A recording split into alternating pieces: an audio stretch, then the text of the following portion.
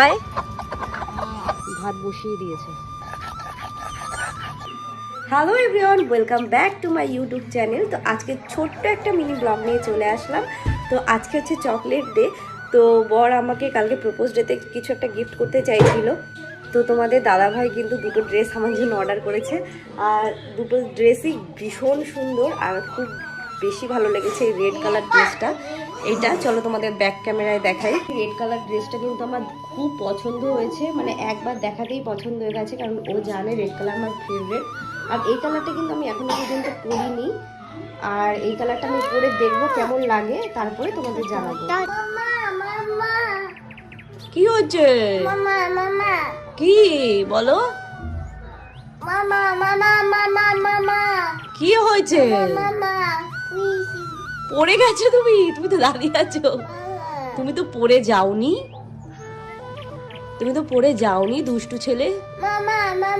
কি বলো? কি তোমার ভয় লাগছে? আমি ধরবো, আসো আসো।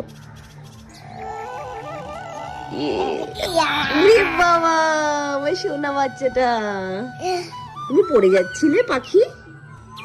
ও পোকো, পোকো তুমি পড়ে যাচ্ছিলে।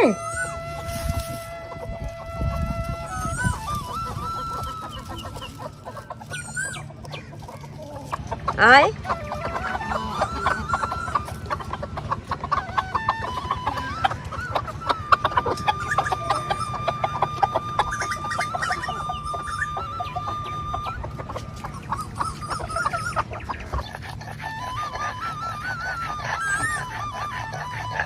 ভাত বসিয়ে দিয়েছে। আদি খুব বিরক্ত করছিল, যার জন্য আমার এখানে আসতে হলো। লাউ পাতাগুলো এত সুন্দর না, মানে এই লাউ পাতা বেটে আমরা খেতে খুব ভালোবাসি। আজকে কিন্তু রোদটা খুব বেশি, মানে যেমন হাওয়া সেরকম রোদ, আর একটু রোদের তাপ লাগছে মাথায়, তাই ওনাটা দিয়ে নিলাম। আর দেখো আমার জিরা বাটাটা কিন্তু আর একটু বাটলেই হয়ে আসবে, আর এটি কিন্তু ভাত হচ্ছে।